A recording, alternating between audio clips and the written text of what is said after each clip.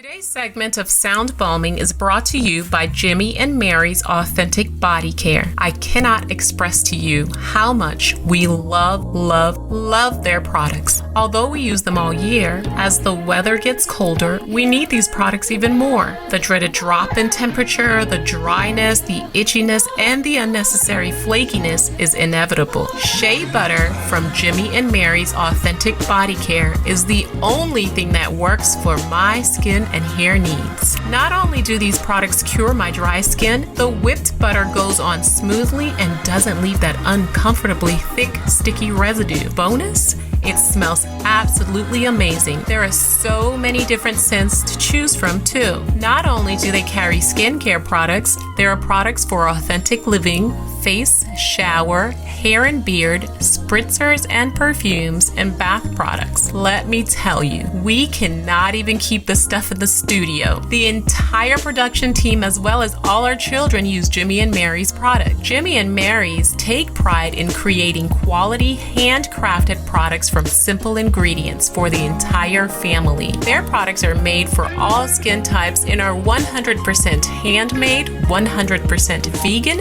and 100% cruelty-free. Skincare is important. Moisture is key, and keeping our skin and hair hydrated is essential. I cannot emphasize how much we trust Jimmy and Mary's for all of our skincare needs. Hurry on up to jimmyandmarys.com and check out their products. Did I mention service is fast and efficient too? Don't forget to mention that you heard about Jimmy and Mary's Authentic Skincare on Sound Balming. Use the discount code SOUNDBALM20 to get 15% off. That's SOUNDBALM20 for 15% off at Jimmy and Mary's Authentic Skincare. Hey everybody, welcome to Sound Bombing. I created this show for people who want to experience a radical, life-changing journey through the sounds of my diverse guests. I hope that each sound you hear on this show will strengthen your faith, encourage your dreams, and challenge you to awaken the greatness within you. Drop the bombs. Drop the bomb. We're gonna drop the bomb. Drop the bomb. We're gonna drop the bomb. Drop the bomb. We come to drop the bomb. Drop the bomb. This is a journey into sound. A journey which along the way will bring to you new color, new dimension, new values, and a new experience.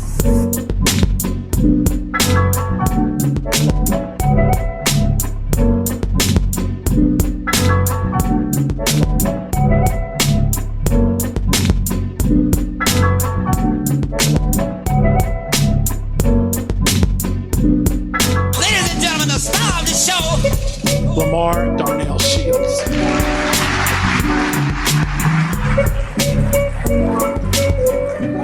Good morning, good afternoon, good evening, whatever the time of the day it is. Welcome to my show. I am Dr. Lamar Darnell Shields, the creator of Sound Bombing.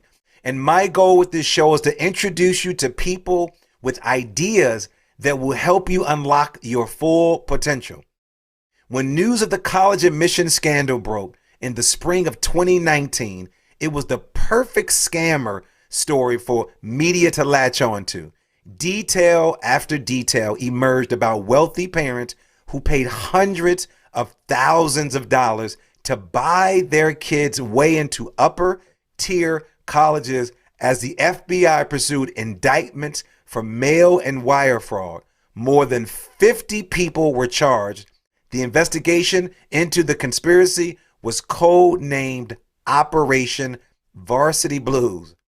33 parents of college applicants are accused of paying more than $25 million between 2011 and 2018 to William Rick Singer, organizer of the scheme, who used part of the money to fraudulently inflate entrance exams, test scores, and bribe college officials. Among those charged are Full House star Lori Loughlin and Felicity Huffman of Desperate Housewives fame. Doc, how you doing, brother? Welcome to the show. Doing well, Dr. Shields. Thanks for having me. Hey, man, thanks for hanging out with me, man. Well, happy holidays to your family. happy Turkey Day, happy harvest, whatever you celebrated, whatever my listeners celebrate. Because you don't know. Sometimes people celebrate holidays, right, Doc? Some people don't celebrate those holidays. But I know you are a family man because you have a child. So I want to celebrate you for being a family man. Let our listeners know where you are calling in from. And I'd like to do a wellness check-in. How are you doing? Yeah, thanks for asking and thanks for checking in. So yes, I live in San Diego with my wife and my 3-year-old son. A curly redheaded son. I have curly hair. My wife has red hair, and we got a curly redheaded son. So he's really cute and really fun. Doing well overall. Thank you. And yeah, with the Happy Turkey Day bit, I'm actually not a turkey guy. So I always, I'm always the person sort of jockeying for some other thing, Cornish hen or something like that. But whatever it is that you like, my wife's a stuffing gal, so everyone's got to get what they want to get. Well, I'm not even a meat eater, man, but I know when people come to my house, they're like, I know this dude is not going to have any meat. You know it. My motto, Doc, is meat free since 93. So nothing has changed, especially with all these new products that are out there that's tasting just like all these other things. I just interviewed a gentleman who was actually in Sacramento. He wrote a book called Clean Meat, and we had a great conversation, not only just about food, but turkey and things of that nature. So, hey, man, let's get down to business. So you heard my introduction. What was your reaction when you saw the college scandal headline? Yeah, it was a really interesting time for me, Dr. Shields. I mean, I remember, hearing the news, and it was all over and breaking news, and people were sending me, text messages and emails and stuff like that. Did you see this? Did you see this? And people still ask me, have you seen the Netflix documentary? I still haven't seen it, but I should probably get around to it at some point. But my response was, it was really unfortunate and unsurprising. And, because I know as someone who works in this space, just how anxiety inducing the whole college admissions process is, as well as, med school admissions and all this kind of stuff. And I feel like any time in the world where there is something that is so desirable and so anxiety inducing, there are going to be people who try and figure out ways to work around the traditional channels, right? That's just sort of like what people do. And sometimes it just goes overboard and awry and all these kinds of stuff. But it was really unfortunate that there was a whole deliberate scheme to make this kind of thing happen. But I wasn't shocked. People ask me, did you know him? And I'm like, no, I don't know him. I had never heard of him. But I'm not surprised this kind of thing's going on. People ask me, do you think others are doing this? I'm like, if I had to bet, yes. Do I actually know of anyone doing this? No, I don't. And then but then people were also asking me around that time. I remember parents saying, before I ask you anything else about, my kid, are you related to this scandal? I'm like, no, not at all. And they're like, okay. And then they moved on. They didn't even give him a name to say, are you related to the guy who scanned? Yeah, but everyone knows, right? Like that guy, I don't know. He was in Orange County, whatever. So it was an interesting time. It's been now over 2 years. It's been about 2.5 years. And things have, I don't get questions about it very much anymore, but I think that you're right you made a point earlier about it was the perfect story for the media to latch onto. Oh my gosh, it was so good. There were celebrities involved. It was big name schools, Yale, USC, Stanford, all these kinds of places were involved in this mess. And, there's a whole, look, I grew up as the kid of immigrants, right? And my parents came here because they wanted to get a great education, and they always told us to go to all these wonderful schools. And when I asked them, I'm like, all right, mom, dad, it's time to apply. What do I do? They're like, I don't know. We didn't go to school here. And so it was a strange scenario because we all knew that there was something behind the curtain, right? Something that was reserved for people not like us, not for immigrants, not for people of color, not for people who have low income backgrounds and all this kind of stuff. So we knew there was a game behind the game. And so, I was always fascinated with this and how are people pulling it off? And I think that the media, it sort of echoed what a lot of people feared and thought. There are some people who just have this unfair advantage, and through money and through deception, and this is these places are reserved for the rich and all this kind of stuff. And I think it was a step back for, it was a step backwards for a lot of people, not only in my position, but people who look like me, or people whose parents are immigrants or low income, or otherwise a minority student or whatever have you. It's we knew it was stacked against us. This stuff is rigged and all this kind of stuff. And But so that echo chamber was really, really powerful at the time. Except there is a way to do this totally legitimately, by building a strong profile through your resume, pursuing things really thoughtfully, writing wonderful essays that discuss who you are in a really meaningful way and what drives you.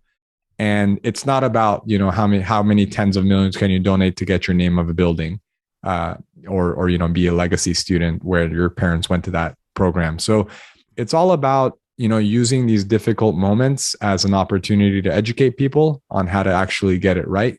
So in some ways, it was a blessing. So we're gonna talk about the process. We're gonna talk a little bit about your parents coming here. They're from Armenia, correct? Well, we're ethnic Armenians, but my parents are from Lebanon. So they were born and raised. So we're Lebanese Armenians. Oh, man, to complicate matters. Yeah. Let me just tell you, one of my favorite restaurants called the Lebanese Tavern. Man, we were just there on Sunday. My kids love this place. If I would have interviewed you prior to that, I would have asked you some of the things to pick off the menu. But yeah, order for me. Yeah. And I love Lebanese food, but we're going to talk about that. I want to go back to something, Doc, before we go a little deeper into something you said I was not surprised that this happened. So I think about, Lori Loughlin and Felicity Huffman, who are two of some of the big celebrities who paid bribes. Why did you say you weren't surprised of the scandal like this? Yeah, again, going back to the earlier point about, I know working in this space, just how anxious people are, around getting into certain schools. And you have to ask yourself, like, what does it mean, for families when their kids get or don't get into certain, like, I think we think about sometimes like, oh, Harvard and Yale and Stanford and all these kinds of places, they have brand names. And, a lot of times the pushback is, well, I went to such and such state school and I got a great education. And someone else says, well, I'm an employer and, I hire people from the best schools and, lesser known schools. And sometimes the people from the lesser known schools are even better than the people and, who went to Harvard or whatever the case might be.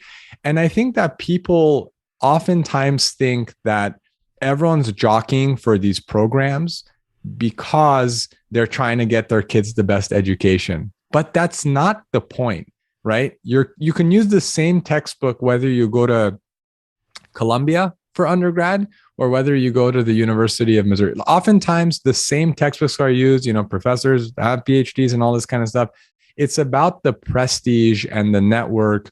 And, oftentimes, a lot of times, I think parents will, they want their kids to go to the most prestigious schools so that they can have, a stepping stone to the best medical schools or law schools or investment banks or whatever the case might be. And also for you to know that you did a good job, like raising your kid or putting themselves in the best position and all this kind of stuff. So I think schools mean different things to different people. They're not just about the education or the degree that you get from them.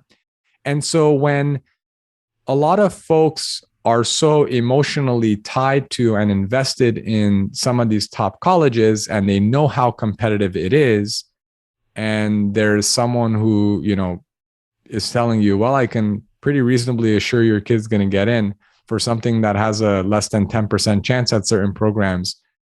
It's not surprising. You don't have to get that creative to think about why someone would shell out money if they can, raise their kids' odds of getting in from 5% to, 50% even, or whatever the case might be. That's a huge jump. So it's just unsurprising given, human history and human behavior. If there's a way to, pay money, skirt the rules and get something really, really desirable, you'll go for people it. Are probably going to go for it. And you know what's interesting? One of my favorite jobs, just to let you know, Doc, I worked for the last 7 years. I had a contract with the Bill and Melinda Gates Foundation through the Millennium Scholars Program. Sure. I love this program. It was for African American, Latino, Native American, Asian, Pacific Islanders, and it was the dopest job I could have, man. I'm literally sitting in a room in DC for like 7 years straight, able to green light a kid to go anywhere on the planet. I mean, sure. Harvard, Morehouse, Spelman, UVA, Grambling, where I went to, Johns Hopkins, where I attended, all these great institutions.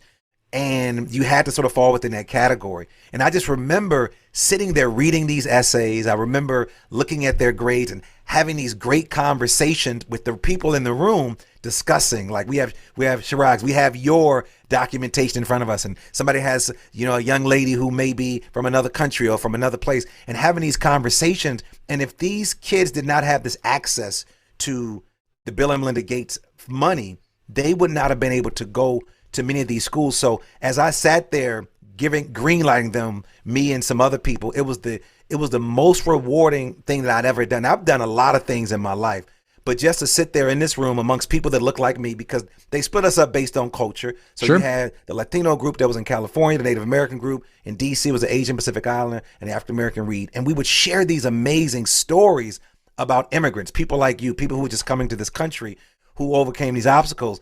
And one of the things that I want to bring up that I heard you say just a few minutes ago, and also I read this, you talked about parents, and you said, and I quote, "I've been helping kids get into colleges for nearly 15 years, and parents always seem to ask me the wrong questions." What do they typically ask you? And what should they be asking you? Because again, when I run into students at the time, when they was applying for the Gates Foundation scholarship, I would make my suggestion because I read those. But what I read from you is you said, typically they ask you the wrong question. So what are they asking you that's wrong? And then what should they be asking? Sure. Yeah, I think so. Going back to how tough it is to get in and how low the odds are at these top schools. So, if we look at Ivy League schools, this last cycle that ended and, students started this fall, less than 10% of students got into every single Ivy League school, meaning less than 10% at Princeton, less than 10% at Dartmouth, the whole thing. And some of these schools even had fewer than 5% of their applicants get in. And so it's just insanely, insanely low odds, right? So people are looking for the magic bullet, whatever that might be. Is it, and what are we most comfortable with? Usually we're most comfortable with understanding numbers because they allow us to understand where we are in relation to other people. So if I get a certain score on the ACT or the SAT, and that translates to the 97th percentile, I know what that means. It means that I scored, at or above where 97% of my peers also scored, right? So most people I perform better than, and all that kind of stuff. Same thing with GPA. What does a 4.3 out of 4.3 mean? It means I have a perfect GPA. I can understand, it's tangible. I can touch it. I can feel it, so to speak. Whereas with extracurriculars and essays, there's no percentile, right? I don't know where I stand in relation to other people. And so if I start an initiative, and I develop it and I help students across multiple states, that sounds impressive, but is that actually is that a 98th percentile extracurricular? Is that a 72nd percentile? It's hard for us to wrap our heads around. Same thing with essays. Is this a 98th percentile essay? Is it an 82nd percentile essay? And so I find that a lot of times students and parents, they find comfort in numbers because they know where they stand. So they're obsessive about how many AP courses should my kid take? 4 versus 5. Most kids at their school take 5. So are they at a disadvantage if they take 4? What if they get a 4 on the AP test, not a 5? All this kind of stuff. And then how about SAT? She got a 1520, but the average at this school is 1560. Do they need to retake? All this kind of stuff. Or student at their school got into Yale. So a lot of what ends up happening is they try to reverse engineer admissions decisions. This student at their school went to Yale. And then they say, what did that kid do? Oh, they started a nonprofit. Should my kid start a nonprofit? It's like, no, ma'am, you can start a nonprofit and do nothing through the nonprofit. Or you can start a nonprofit and do amazing work. What matters is the impact, the achievement. Whether you did it through a nonprofit or not that's irrelevant. What matters is whether you were able to achieve at a high level, make a deep impact in your community, do things that you were very excited about, and have different activities you were involved in that have a cohesive narrative that really reflect on what drives you. A nonprofit is literally just an entity through which you would do that thing. It's not the thing. Or they'll say, oh, student got into Stanford and, she had started a club where they help, students from low income backgrounds who are females. They teach them how to code. And so I think my daughter should also teach girls how to. It's like, no, it doesn't work that way. Just because it worked for one student, that student's context, where they're from, what they've done, what drives them, why they started the organization, how big they made it. That's what matters. Not that they did X and therefore, if you do that too, you will get in. Well, I think what parents typically miss, and I discovered this from working with the Gates Foundation and the United Negro College Fund for 8 years in this process, it's not that the kid is involved in stuff. It's one is looking at rigor. It's also looking at how they're able to manage those things. So, for example, sure. when we would grade a kid, so for example, you are a kid, you're in AP courses, you have all A's, okay? But I'm a kid who I'm in AP courses, but I have B's. However, I have a job. And I'm also a part of several organizations and I'm serving. And so how we would look at things, we would say, okay, well, this kid, you're not doing anything. You should have all A's. But when you look at a kid who's taking care of their siblings, who's also working and who's also, scuba diving and going looking for hunted treasures to then build up another organization, that makes a lot of sense. And so I think that's where a lot of people tend to get confused. One is, the message is stop comparing your kid to other kids. Yeah. And really help them. And I think you talk about this as a lot. You help them really develop a good package. Speaking of that, what are some of the mistakes that drive college admission staffers crazy when it comes to sending an application to the rejection file? Because I know, listen, my daughter right now, she's going to Norfolk State University, which is a historically Black college in Norfolk, Virginia, great school. So she goes to a boarding school, IB school. She could go wherever she wants to, but she chose this school because it has a strong theater department. She was very clear on why she wanted to go to this school. Sure. And she wants to get involved in theater. When you talk about a great package and something that drives people crazy, what's one of those things as they're reading it, then it also ends up in a rejection file? I think arrogance is a big one. Lack of insight is a big one. Let me give you a lack of insight thing. So, a lot of students who, we support, they come from upper middle or upper class backgrounds. And we do have financial aid programs for other families, and we develop a bunch of free resources and scholarships and stuff too. But what I hear a lot of times is, when they think about, community service, they think it's like, serving people who are, from low income or minority backgrounds. And then a little savior syndrome, right? That's something that creeps through a lot of applications that I think you kind of cringe at. So I've even supported, numerous students over the years who they applied one year, didn't get in, and they come to you and they say, okay, I think we're going to try this again, rather than going to a community college or whatever the case, whatever it is that they're trying to avoid. And you read some of these applications and sometimes they're super generic. Their essays are essentially a regurgitated version of their resume. So I don't really learn anything about the person. I just learned what they did, but I could have learned that from a bulleted resume. So that's a big one. The arrogance/savior syndrome thing is a huge one of like, wow, like I went to this country for a week or two, I did this work, and I cried at seeing how little they had but how happy they were, and that just taught me gratitude or something like that. That's pretty cringeworthy stuff. And these are the kinds of things that tend to creep through. Like, one is not having enough personality and just doing the regurgitated resume. One is the sort of the arrogance. And I think the former is probably the trap that more people fall into, because we're not asked in school to write about ourselves and talk about ourselves and to, describe our personal narratives in a compelling light. No, we're doing math problems, reading books, talking about what the author thought. We're taking this, we're taking that. And now we're asking these students, okay, with the highest stakes process of your academic life to this point, you have to write a completely different kind of, essay, like a creative narrative. And these students are like, I feel awkward talking about myself. I don't have any practice doing this, and I don't know how to go about it. So what do? Again, they go back to what they feel comfortable with. I achieved this, I achieved this, I achieved this, academic, academic, academic. They start writing about themselves. It feels uncomfortable. They go back to add more achievements and more achievements and more achievements. It's like, I could have learned that from something else in your resume. So one of my, pieces of advice that I find myself sharing super often is, what can I learn about you that's not on your resume? If I could learn it from another part of your application, scrap it. It doesn't matter. I want anecdotes. I want motivations, drives, things of this nature.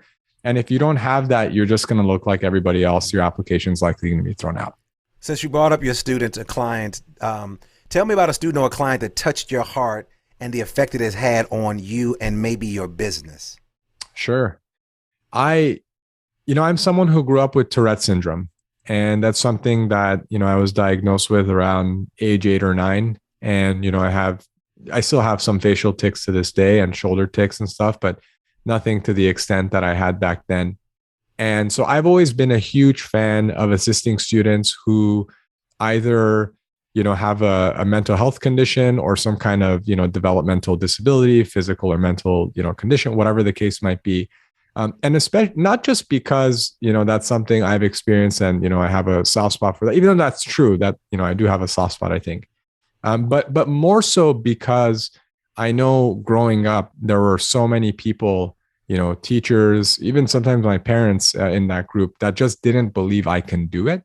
And so I just know that anytime someone's working from a disadvantage, whether they're, from a minority background or whether they have, mental health condition or physical disability or whatever, either straight up, like explicitly, they've been told, that I don't know if they'll get in or they're not good enough, or, the way they were treated was different and they were made to think that they can't. So I love working with students who, for one reason or another, they've received communication that they're somehow not good enough to make it, or that, they might just be like a pity story or something like that. I'm like, no, we're gonna, talk about your passion and your drives, and we're going to leverage this difficult experience you've had to show people, just how resilient you are, but also just how much more impressive your achievements are and how you have all of the foundation you need to be an exceptional leader.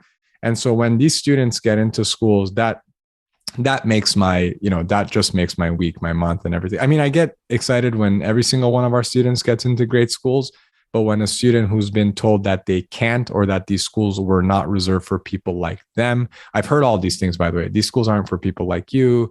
People like us don't get in. Are you sure you could make it? Those are for really smart kids, those school, all that kind of stuff. Or I don't know, like, are you going to be able to travel there? I don't know, with your disability, can you really keep up? All these kinds of things. I have like an anger about it, but it's like a productive anger, because it's like no, we're gonna prove these people wrong. You're gonna be just as good, if not better, than everybody else in your class, and let's make that happen. So there have been, numerous experiences like that over the years. That just, I don't know. I just love that experience. Well, I love hearing more about that. We're gonna go a little deeper with that. I want to talk a little bit about sort of your parents and the role that they played. I know you were born in Los Angeles. Shout out to the Lakers. I know you're a Laker fan. There you go. To Armenian parent who immigrated to the United States from Lebanon. Talk to me about how having parents who were not from this country, what role that played in you, one, is your drive to want to do something greater than yourself. And then talk to me about your parents. What were your parents like? Sure. I mean, there's so much to unpack here, because some of what, my parents did, I think, was really, really good. Other things they did, they stung, even though they ultimately, resulted in good things. And, I wrestle with this sometimes, because even when you're able to see in hindsight what your parents did was productive, some of the stuff still sticks with you. And it's like, well, is that good? Is that, but these are the kinds of questions that I ask. And so my parents, just for some context, so they grew up in Lebanon during, they were youth in the 60s, which was a really nice time actually in Lebanon. And then eventually in the 70s, there was the Lebanese Civil War. And my dad's mom was actually killed, just sitting in her apartment. There was a cannon blast that hit her. And so my dad actually saw this, and Sorry. pretty gnarly stuff. So this isn't like, it wasn't a distant thing for them. It was very much in their life. It impacted them. And then my parents got married, and their way out, it's not like America, even to this day, it's not like they're just handing out ways for people from, war-torn countries to just get out willy-nilly. But my dad was able to get into a master's program at Southern Illinois University. So they were living right in Chicago. I know a lot about Southern, man. Yeah, it was like the party school when I was in high school. But then when I went to visit, it wasn't nothing like everybody said it was, man. So shout out to Southern. I'm from Chicago, so I know a lot about that school. Yeah. So they lived right across the river, essentially, from St. Louis, and they, they didn't know there was an Armenians. What we do is we go somewhere, we build a church. That's like the first thing we do. So like there was an Armenian church, there was a pastor, like an old school community, and he went to school for 2 years there, and I think legit probably less than $200 in his pocket. That's not just like a thing that people say. Like for them, it was real. And then they were able to, come to Los Angeles because he was going to get his PhD at UCLA in Armenian history. We make fun of my dad, Dr. Shields. We look at his childhood report card when he was talking smack to us when we were kids about, do better in school, all this kind of stuff. In high school, we found his old report card from Lebanon. There were 2 things he had A's in, Armenian and history. Everything else was a C and a D. And now he's an Armenian history professor, so it makes sense. But we're like, come on, dude, get off our back. Like, you look at your report card. That's so funny you said that, because one of my good friends, who he's a speaker like I am, and he found his old report card, and they gave him all these labels, and they called him like mentally retarded, but they misspelled retarded. There you go. So he was like, and they labeled me, and now I'm a speaker all over the country. So for those that are listening, don't let those old report cards fool you. You still can push through it, but continue. Yeah. So, thank you for sharing that. And so when my parents moved to LA and they had us, and my brother and I were born in LA, the common refrain was go to school, get good grades, go to a great university, get a great job, pays well with benefits, all this kind of stuff. And it makes sense. At the time, your kid, all I want to do is play video games and play basketball. Like, I'm not thinking about, wars and stability and all this kind of stuff. But it made sense because their ticket out of Lebanon was education. And so for my parents, education meant like good things happen with good education, and you can get stability, and you can, be financially comfortable, and, you can get benefits and retire and all this kind of stuff. And so for them, school was a way for, to ensure that their kids were going to be okay here. That when you move to the States, it's one thing to leave and be like, okay, we're here. Now there's opportunity. But to realize that opportunity, you have to actually work at it. You have to put a lot of effort into it. But you also don't want it to be a one generation wonder where your parents come and say, this is better. No, it's like they want to see that there are tangible results your kids are having that solidifies you in the American fabric. And for you to know as a parent, like, all right, I did my thing. My kids are good. I can take a step back now. And so that's what school represented to them, I think. I've never had this conversation with them, but, everything I've seen, that's what I observed, and that's what I've thought about. And so when we, so that was great in terms of getting us, instilling that mindset in my brother and me. And my brother, is a physician now, and he does great work as a pediatric emergency physician and all this kind of stuff. And I ended up getting my PhD, and now I help people with admissions. But along the way, they were really tough. I was the kind of student where it was cool that I was playing video games and, watching sports and playing basketball and stuff. But so long as I was doing well in school, I kind of joke, but, when I was growing up, you get a 97 on the test. It wasn't, oh, great job, 97. Let's go get that video game you've been wanting. No, it was what happened to the 3 points. And, was that the highest grade? How come you didn't, and so there was this push all the time. I think ultimately it drove us to, achieve at a higher level, but it did, at times feel like, am I ever going to please these people? If I get a 97, that's not going to, all this kind of stuff. But that also taught me a lesson, because even though it kind of upset me at times about, gosh, is this not good enough? Like, when are you going to be satisfied with this? It also taught me that my motivation can't come from other people. This is not only true in school, but also in career, in life, in your relationships, and all this kind of stuff. If your goals are only to please other people and have them, be proud of you and all this kind of stuff, you're never going to be personally fulfilled or satisfied. Also, that stuff is very fleeting. When I got 100, it was like, nice, and moved on. It's not like confetti fell from the ceiling and we partied or anything like that. If it didn't happen, it was what happened to the 3 points. If you got it, it was nice. So I was like, okay, so there's something going on here, which is when the good things that happen as a result of hard work, they're wonderful, but the motivation can't just come from wanting to please my parents, all this kind of stuff. So I always teach students, or I always talk to them about, I want to go to MIT and Stanford. Why? And well, they have the best computer science program. Why is that important to you?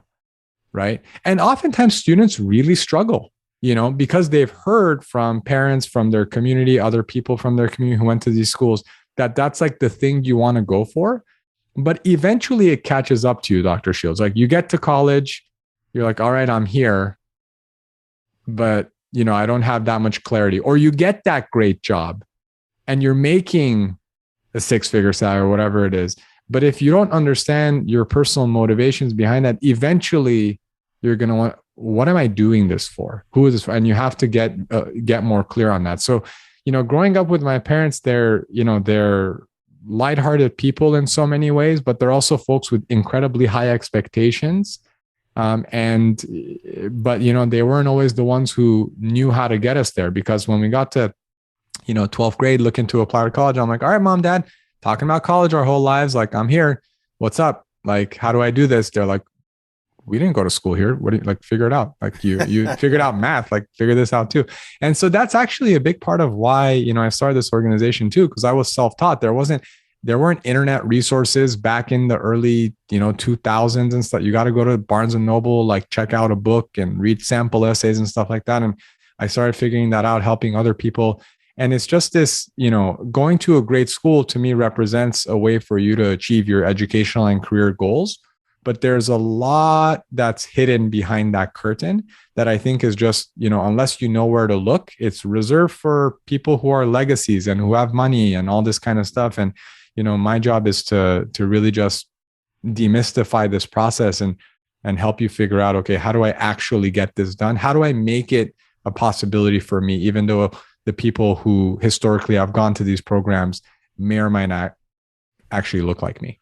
So I loved everything that you're saying. In particular, I really love the story of your parents, and particularly your father, coming to this country, $200 to his name, as they would say, and then still overcoming those obstacles. As you think about generations of people that are like you, generations of people that are like me. When I say like us, I'm saying, people of color, people that didn't come from wealth, people that didn't have parents who didn't have a trust fund or a huge bank account. And when you look at those young people and those parents who come from positions like you and they don't take advantage of those things, talk to me about that. How does that make you feel? Because again, you're talking about a parent who came here, didn't understand the language, came to a country that was new, the land of, there was some level, what I read about freedom and the land of milk and honey and all those things. And then you get here and the reality shows up. So when you think about other young people and other parents who were very similar to yours, when they don't take advantage of those opportunities, how does that make you feel as a person who did? And who are constantly using excuses of why they can't succeed? More than anything, it makes me sad. I'm genuinely sad about it because, sometimes people ask, like, does it make you angry where, like, some people like just work really, really hard and they like make it happen. Other people are just complaining that it's not for them. It's like, no, like, because everyone has a different experience. And I'm just sad that, there are institutional and historical reasons why people from certain groups, they don't have the same level of educational and career attainment. But also the saddest thing, Dr. Shields, is that they don't believe they can. I find in my work that most people who don't go for it, whatever it means, admissions, applying for that job, moving to that new city, whatever, it's just a lot of times it comes down to, I just don't think it's going to work out. It's never worked out. It doesn't tend to work out for me, people like me, all this kind of stuff. So they don't try.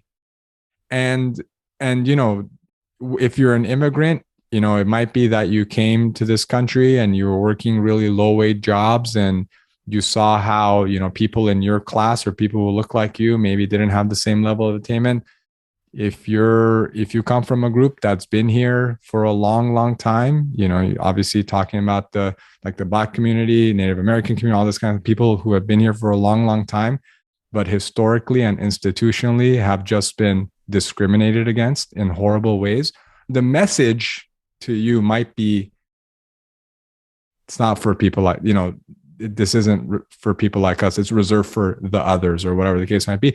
And what that leads people to do, in my opinion, is just sort of like learned helplessness, right? Or like kind of giving, or like, I'm not going to try because like, I know what it's like. The system's rigged. It's rigged against me, all this kind of stuff. And I always encourage people to challenge that with, well, what if? What if you did? What's the worst that can happen? You apply and you don't get in. Okay, fine. But what if you applied and you do get in? And you can get into, sometimes people say, well, some people are afraid, they fear success. Well, what if they got in? They wouldn't know what to do. Or they talk about, well, I can't pay for it, all this kind of stuff.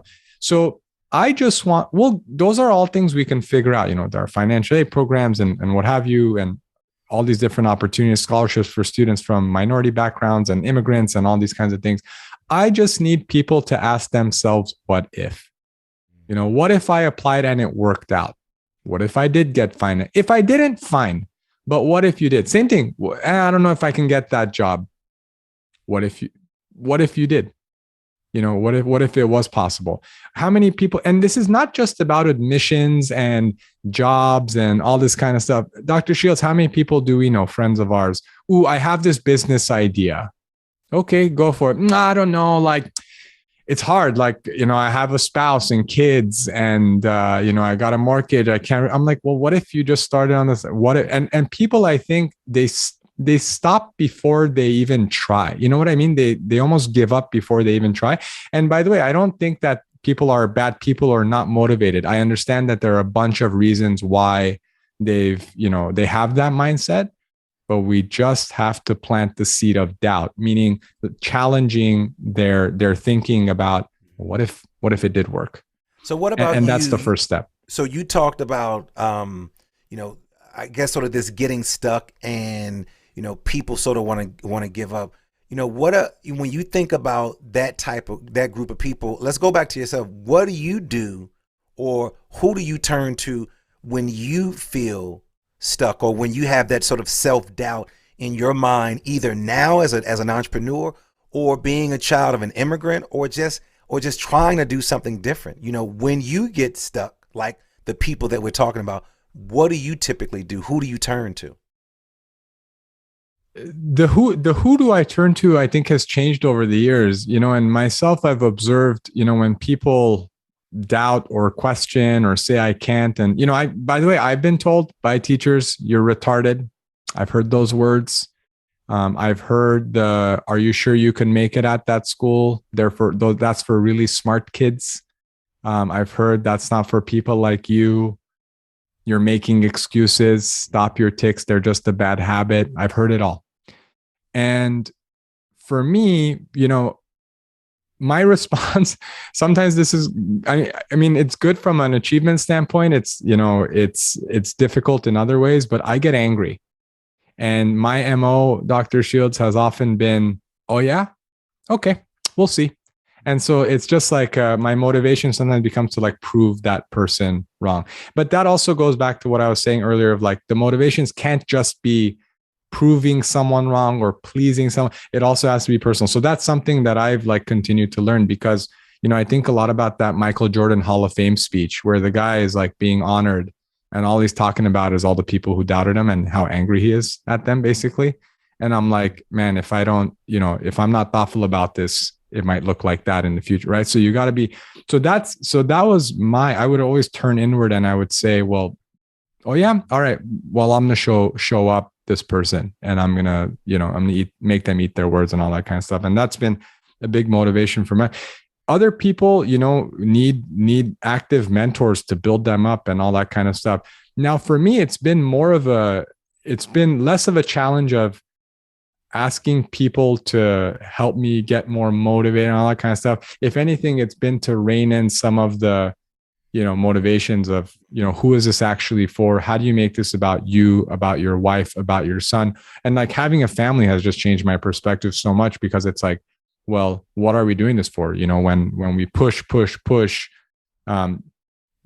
is that taking time away from, at what cost, and all these kinds of stuff? And how do you find like a healthy place? So I found that a lot of my mentors these days are people who are fathers, who are men of faith, who are great, who I see as wonderful Christians, wonderful fathers, and wonderful business people. I don't just look for one of those things anymore. I want to emulate people who have lived lives and continue to live lives that I want to live.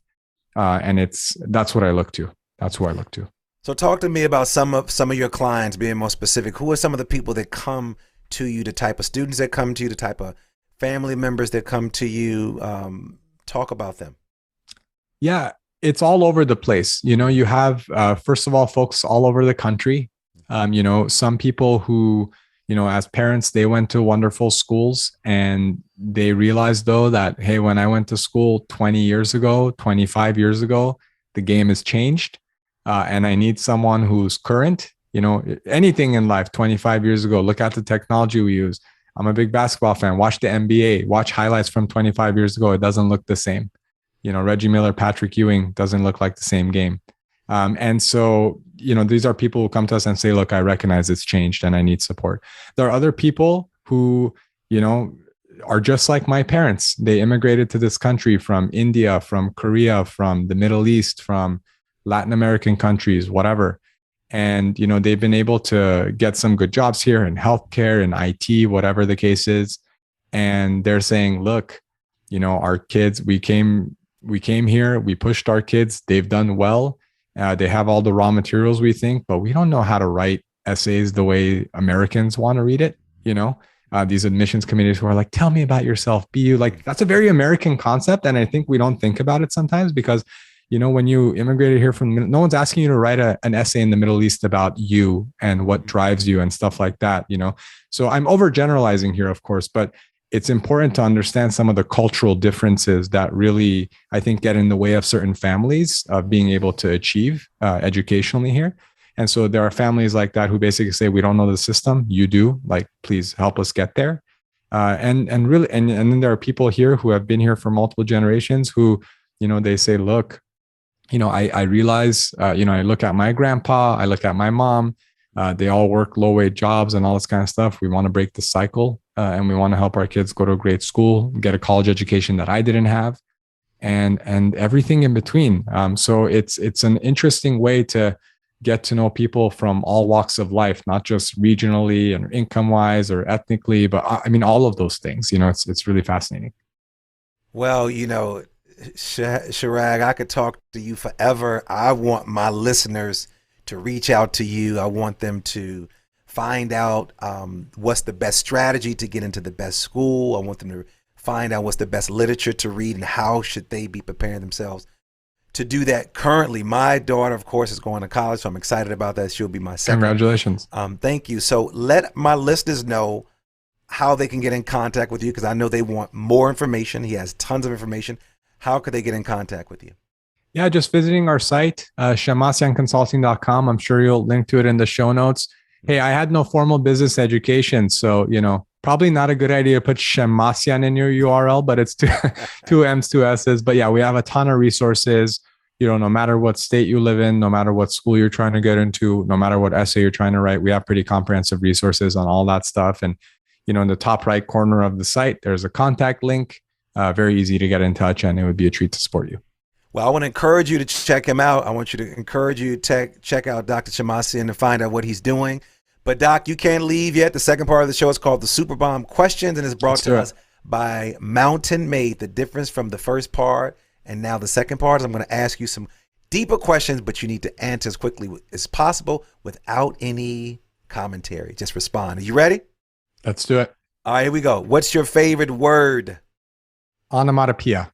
What's your favorite quote or maybe a line to a song that you enjoy?